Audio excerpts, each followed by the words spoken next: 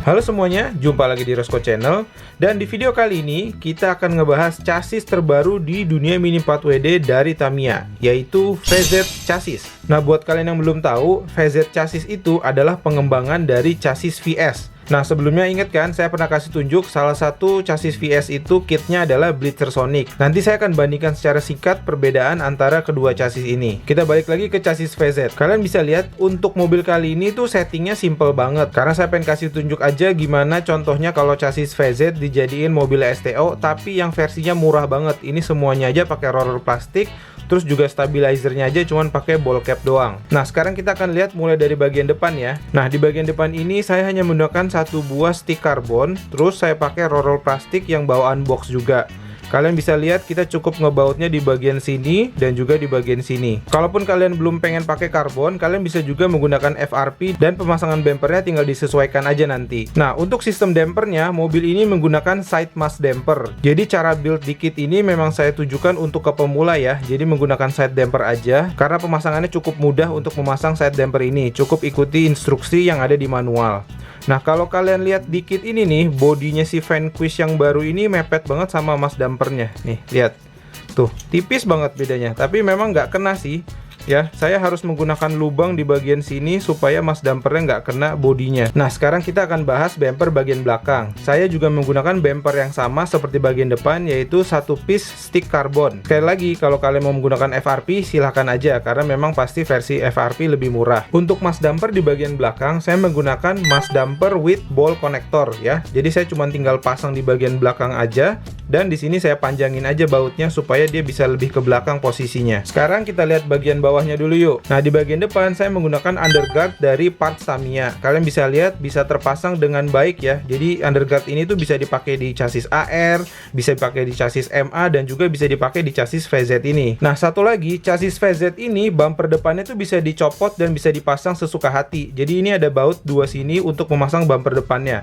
Kalau ini dicopot, nanti dia bisa modelnya jadi kayak bumperless gitu, akan tersisa di bagian depannya aja. Nah, untuk bagian belakangnya seperti biasa ya. Di sini ada underguard. Terus ini adalah brake plate yang saya gunakan pindahan dari chassis MA sebelumnya. Nah, sekarang kita lihat dulu yuk dari sisi bawah perbedaannya. Nah, kalian bisa kelihatan ya, ini adalah chassis VZ, ini chassis VS. Sekilas kelihatan begini, chassis VZ tuh kayak lebih kokoh sih bawaannya ya. Saya juga ngerasa ini tuh memang kayaknya lebih strong aja dibanding chassis VS. Mungkin juga karena VZ ini kan keluaran baru, jadi mungkin materinya meskipun sama-sama ABS udah lebih bagus kali ya dibanding ABS yang dulu. Nah, satu hal yang membuat saya selama ini nggak pernah pakai chassis VS, pernah sih sebenarnya pakai sekali, cuman setelah itu saya nggak pernah bikin lagi karena untuk bikin bumperlessnya tuh susah banget. Jadi ini tuh harus dipotong bagian depannya, kemudian tulisan chassis VS-nya ini juga perlu dipapas, dikikir supaya rata, baru dimasukin bumpernya ke bagian depan, dan itu tuh makan waktu banget dan repot banget. Belum lagi di bagian sininya harus ditambah lubang untuk memasang bumpernya.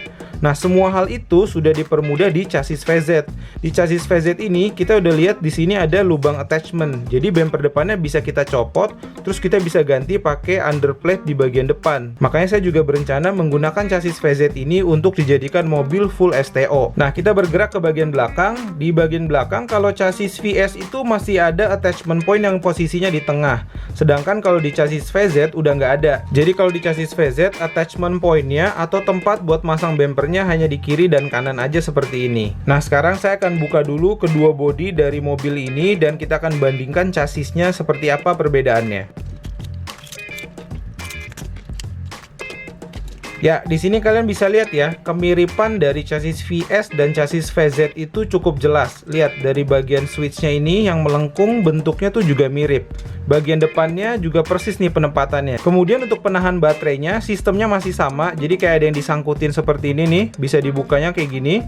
Ya, jadi ini juga nyaman nih, enak banget untuk gonta-ganti baterai, jadinya nggak repot. Nah, kalau kalian lihat di chassis VS itu belum ada baut untuk mengamankan area gearbox ini. Nah, kalau kita bandingkan di chassis VZ ini sudah ada. Lihat nih, di sini ada satu lubang dan kita bisa pasang baut di sini supaya gearbox bagian ini nggak akan copot keluar. Oke, di sini saya baru aja memasang sebuah motor. Di sini saya pakai light dash di chassis VS dan di sini saya pakai torque tune. Nah, saya ingin kasih tunjuk sih bahwa di bagian motor ini ada perbedaan antara chassis VS dan chassis VZ.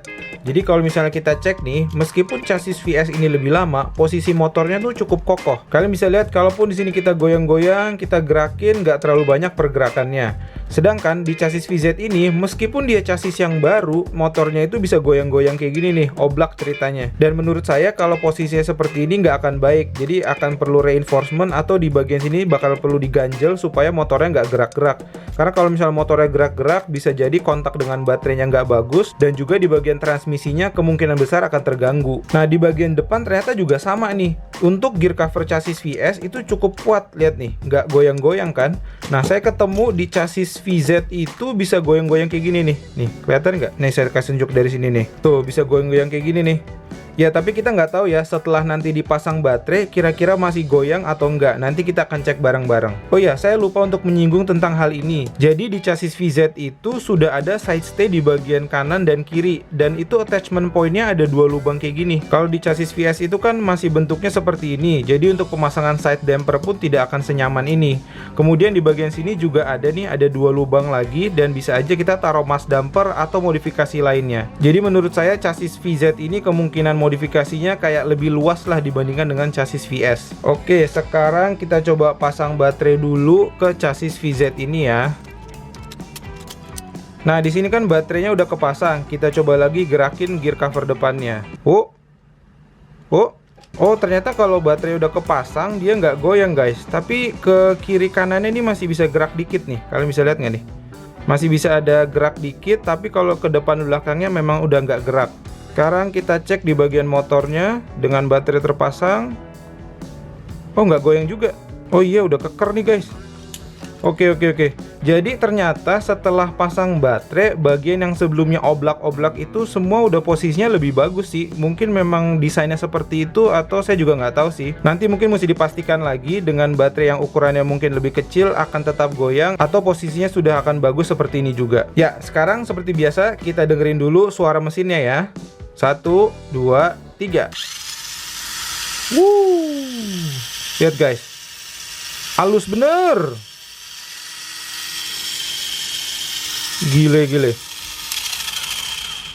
Ini padahal belum pakai bearing sama sekali loh. Ini nggak ada bearingnya, nih pakai bearing plastik yang bawaan dari kitnya. Tapi suaranya tuh udah halus banget. Coba sekali lagi.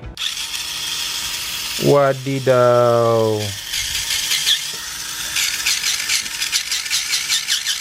Widih. Jadi kayaknya chassis VZ ini transmisinya tuh cukup halus ya. Padahal beneran loh, ini transmisinya belum diapa-apain tuh. Lihat tuh guys, nggak ada diapa-apain sama sekali. Lihat, masih polosan aja kayak gini nih. Belum ada ditambahin floating. Ini juga gearnya juga masih biasa aja, belum ada diapa-apain sama sekali. Tapi suaranya udah halus banget guys. Wah, ternyata saya lupa menyinggung satu hal lagi mengenai chassis VZ ini guys. Chassisnya itu saya bilang termasuk lentur ya guys. Coba lihat nih, ini udah lentur banget. Padahal kan saya belum melakukan pemotongan apapun ya di bagian chassisnya. Dan ini baterainya juga udah kepasang. Tapi kalian bisa lihat, bisa melekuk-lekuk kayak gini nih guys. Twisting-twisting kayak MS Freaky gitu. Yang saya nggak tahu sih itu akan mengganggu transmisi atau enggak. Tapi yang pasti kalau chassisnya fleksibel seperti ini, kemampuan adaptasinya akan lebih bagus. Dan juga pada saat dia melompat dan mendarat, proses meredamnya itu akan lebih bagus sih kalau misalnya chassisnya memang fleksibel kayak gitu. Dan karena chassis ini masih baru, jadi masih luas banget ya menurut saya pengembangannya, modifikasinya, baik dari transmisi ataupun modifikasi dari bagian-bagian lainnya. Mungkin dari beberapa kalian juga mikir, aduh ngapain sih coba-coba chassis baru, kan udah tahu MS fleksibel itu yang paling bagus, lompatnya aman, bisa dikencengin, dan berbagai macam alasan lainnya. Chassis single shaft gini mah udah nggak bisa juara. Ya kalau misalnya ada yang ngomong kayak gitu, saya juga nggak bisa salahin sih, karena memang sih chassis single shaft ini udah nggak pernah kelihatan lagi di podium dan udah nggak pernah juara kali ya yang saya lihat juga. Tapi kalau misalnya saya tanya balik, buat teman-teman yang udah pakai MS fleksibel, udah juara belum? Ya, jadi sih tujuan saya menggunakan chassis VZ ini ya untuk coba-coba aja. Namanya chassis baru, kan pengen dicoba performanya kayak gimana, modifikasinya bisa seperti apa, terus kira-kira larinya enak atau enggak. Ya sekedar coba-coba aja buat seneng-seneng. Ya semua orang pasti pengen menang. Tapi kalau setiap kali kita ngomongin main Mini 4WD terus pikirannya buat juara terus, ya jadinya capek aja gitu ya. Tapi kembali lagi, ini pendapat saya ya. Buat yang nonton, jangan baper. Oke, sekian untuk video kali ini. Klik like bila kalian suka dengan video ini. Jangan lupa subscribe Jorosko Channel dan sampai ketemu di video berikutnya.